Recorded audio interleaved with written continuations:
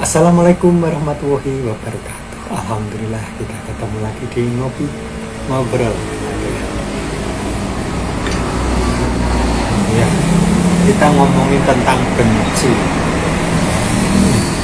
Benci, suatu perasaan yang ada dalam diri seorang. Seorang itu ada suka, ada cinta, ada sayang, ada benci. Salah satunya adalah benci. Benci pasti ada sebab. Jadi ada sesuatu hal yang menyebabkan kita atau orang lain benci terhadap kita atau terhadap orang lain. Nah, ini benci ini timbul begitu saja. Jadi nggak diundang sih. Rasa benci ini kadang timbul karena kecewa. Benci ini terjadi karena orang yang tadinya berhubungan baik, kemudian sudah menaruh kepercayaan, sudah bahkan sering memuji dan memuji sikapnya, tiba-tiba mungkin orang tersebut melakukan sesuatu yang kita tidak berkenan. Artinya mungkin dia mengkhianati kita atau dia melakukan suatu hal yang kita tidak senang. Nah, ini akan menimbulkan rasa yang namanya benci. Benci ini bisa sangat berbahaya ketika kita memeliharanya, ketika kita membiarkan tumbuh di dalam diri kita. Karena benci itu ibarat api dalam sekam, api yang seperti yang bisa membakar lahan kering yang sangat luas. Ibaratnya seperti itu. Jadi hubungan yang sudah baik, yang sudah terjalin lama, bisa saja tiba-tiba ambiar, retak ataupun berkesudahan karena adanya rasa benci.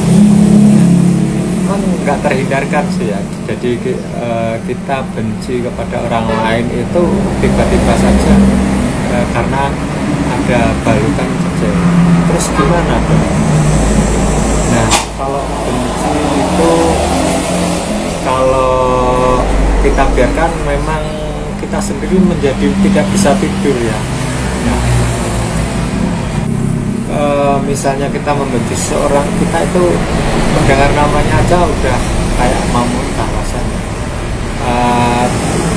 Apalagi melihat orangnya, kita pengennya buang muka, nggak pengen lihat.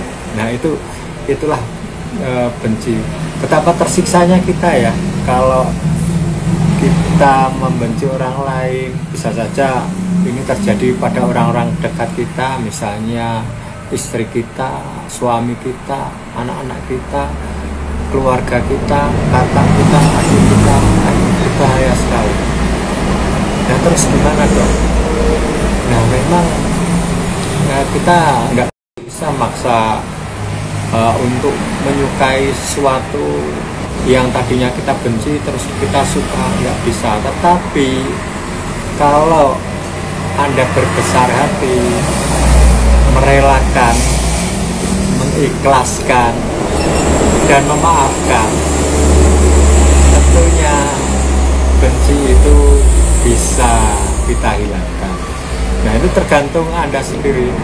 Kalau Anda bisa seperti itu, kenapa tidak? Tapi kadang orang yang kita benci itu benar-benar merugikan kita. Jadi kita nggak bisa mengambil tiga tadi, memaafkan, mengikhlaskan, merelakan. Nah, ini kadang tidak bisa. Kalau tidak bisa sama sekali, bagaimana? Ya, kita menghindari. Ya udah, kita enggak dekat-dekat dengan orang itu lagi, tetapi kita sudah memaafkan, cuma kita nggak bisa dekat lagi dengan dia misalnya, karena kita nggak nyaman. Kalau kita nggak nyaman ya kita nggak bisa maksa diri kita untuk kembali seperti semula, tetapi kita maafkan sehingga kita nggak terbebani. Kita apa yang dilakukan, apa yang dia terserah dia. Nah ini yang lebih sehat. Karena apa? Karena kalau kebencian itu kita pelihara di dalam diri kita sendiri yang sakit. Jadi kalau sudah terlalu dalam, maka benci ini akan berubah menjadi kesumat. Kalau dalam bahasa Jawa itu ada istilah dadi godhong ora arep nyuwek, dadi banyu ora arep nyawuk. Ini Septiana, selamat siang ya, selamat bergabung. Tadi ini istilah bahasa Jawa. Tapi kalau istilah Jawa itu kalau udah benci yang terlalu, jadi daun pun nggak mau merobek, jadi air nggak mau menjemput. Udah apa yang kamu lakukan terserah gitu. Kalau udah kata-kata terserah itu sudah mentok gitu ya. Jadi ini benci yang sudah sangat benci banget. Nah kita harus berbesar hati, memaafkan. Sudah kita maafkan, tapi kalau memang orang tersebut memang selalu mengganggu kita, selalu merecot kita, lebih baik kita menghindar. Nah ya, saya pernah dikecewakan orang ya, teman kerja ya, dia itu seenaknya saja WA saya yang katanya saya inilah itulah ini dan sebagainya. Tadinya WA-nya nggak ingin saya hapus, ini kepinginnya WA ini saya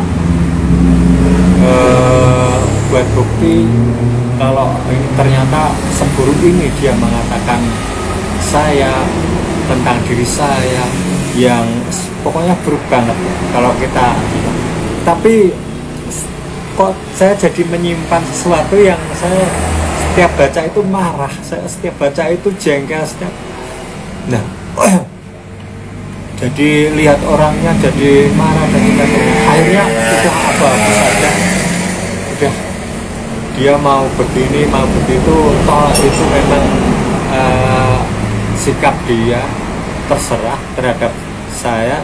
Yang penting saya tidak seperti yang dia sampaikan. Sudah saya cuci hati saya cuci sendiri. Lihat dia saya berusaha tersenyum, berusaha baik. Ternyata dia juga lama-lama segan juga. Oh ternyata kok dia tidak membenci saya, padahal saya sudah keterlaluan. Nah mungkin seperti itu. Dan akhirnya sampai sekarang pun hubungannya juga baik. Iya, inilah kebencian yang memuncak, yang meluap tiba-tiba.